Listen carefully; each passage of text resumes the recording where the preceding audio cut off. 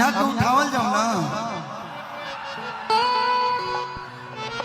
एह पर बक्सर ओह पर बलिया बिचवा में गाना माया। ये जो मैं गाना गा रहा हूँ बिल्कुल काल्पनिक है, एकदम सत्य घटना पे आधारित है। एह पर बक्सर ओह पर बलिया बिचवा में गाना माया। कि तू जवान होई गइलू कहवा लइका खो जाए। बक्सर जिला में एक से बढ़ के एक लइका बने सन। अब लेट मत कर काजी, हम चाहतनी कि तहार दिया हमारा जिले में होके। वो लोग चाहते हैं लोग नो औरों में चल जीबू तो कोनो दिक्कत नहीं के बगले में बा। आरा बक्सर डिहरी रोहतास कोनो जेबू साहबाद में तू रह। कि हम तो हर राजा तू हो हमारा रानी, हम तो हर राजा तू हो हमारा रानी। तो कान खोली सुन आई लव यू फलानी, कान खोली सुन। आवाज में क्या बात, कान खोली सुन।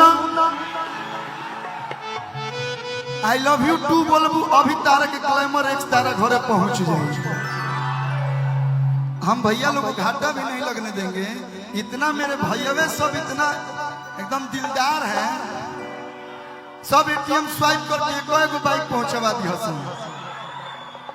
कि हम तो हर राजा तू हो हमारा रानी। तो कान खोली सुना आई लव यू, तो कान खोली सुना आई लव यू फलानी। सुना आई लव यू फलानी, कान खोली सुना आई लव यू फलानी। कान खोली सुना आई लव यू फलानी। बोलटी के पानी, बोलटी के पानी जस छलक के जवानी। बोलटी के पानी जस छलक के जवानी। एबार तार ड्रेस देख के बुझाता न इनकर ड्रेस से बड़े जानता नहीं कैसन लगता। बुझाता रे कि ना पुलाव में बड़की मछरिया रहली सो। वेल मछली कहा जाता है ना उसको। हम तो भैया इस सब के बारे में ज्यादा नहीं जानकारी है। एकदम आप जलपरी लग रही है। कि बोलटी के पानी जस छलक के जवानी। तो कान खोली सुना आई लव यू, कान खोली सुना आई लव यू फलानी। कान खोली सुना आई लव यू फलानी। कान खोली सुना आई लव यू फलानी।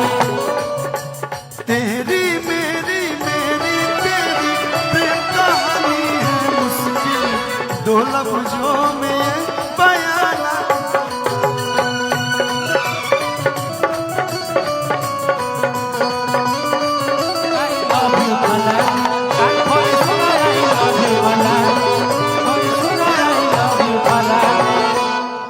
कुछ कर तो नहीं कि तब हम वायरल हो जाते नहीं घड़ी रही रही। कि कश्मीर के फ्रूट लागेलू। ये मेरा भाई गाया था, भतीजा गाया था, इसको मैंने इस गाने में गाया था। कि कश्मीर के फ्रूट लागेलू। कि काला सूट में क्यूट लागेलू। कश्मीर के फ्रूट लागेलू, काला सूट में क्यूट लागेलू। कश्मीर के फ्रूट लागेलू, काला सूट में क्यूट लागेलू। कश्मीर के फ्रूट लागेलू, काला सूट में क्यूट लागेलू। भैया कि तू ही रहेलू हमार दिलावा के अंदर। तहरा लगा हरबा प्यारे समंदर। कि तू तो गजब जगावतारू फील करे तोहर धक धक दिल कि तू हऊ सोना हम हई सोना तू हऊ हमर चानी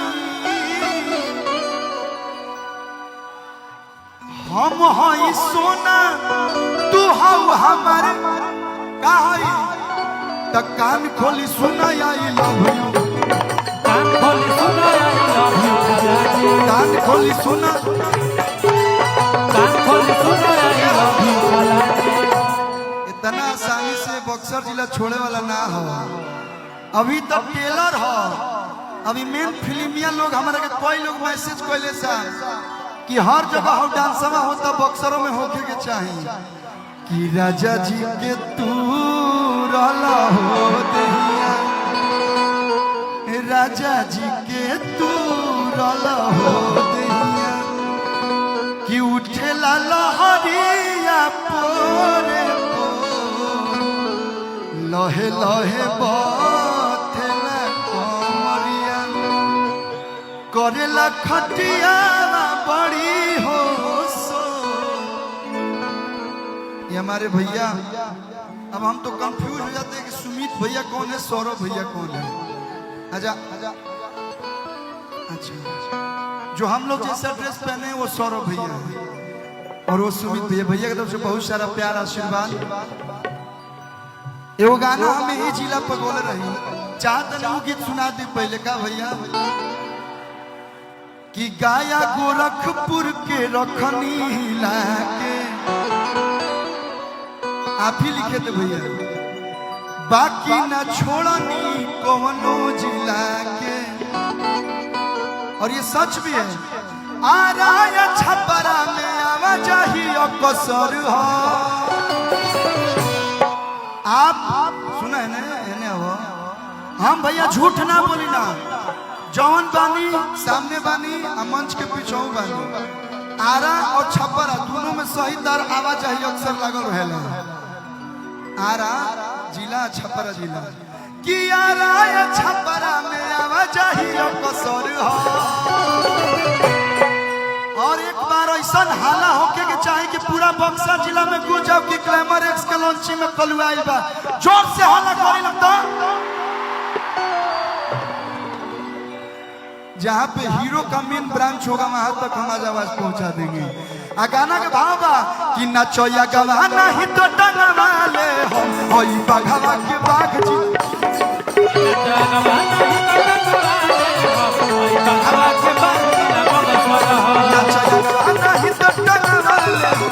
बघवा के बाघ जिला बक्सर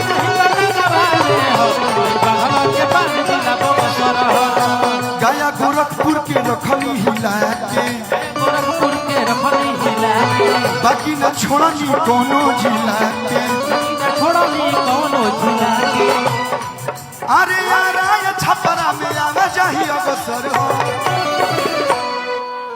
ए भैया तनी माइक देबो और देखिए ये सच है सुमित भैया सौरभ भैया और पूरा जेकर गाना भोजपुरी इंडस्ट्री के कौन कलाकार नहीं खन गोले अब बड़ी खुशी के बात बा कि वो बक्सर जिला से ही आवेले जेकर नाम है आशुतोष तिवारी वो हमनी के बीच में उपस्थित बानी एक बार जोरदार ताली भाई खातिर आप लोग बजा दिलो जोरदार ताली दोनों हाथ उठा के अरविंद अकेला कल्लू अगर 4-5 साल के इन्हें पीछे के गाना गावत रहे और जितना में हिट गाना बता 90% हमारे भाई के बाद तो एक बार जिला के लड़का खातिर घर के लड़का खातिर जोरदार ताली बजा दिलो बहुत बहुत बधाई ऐसे ही हमने के जोड़ी बनल रहो आंसू आंसू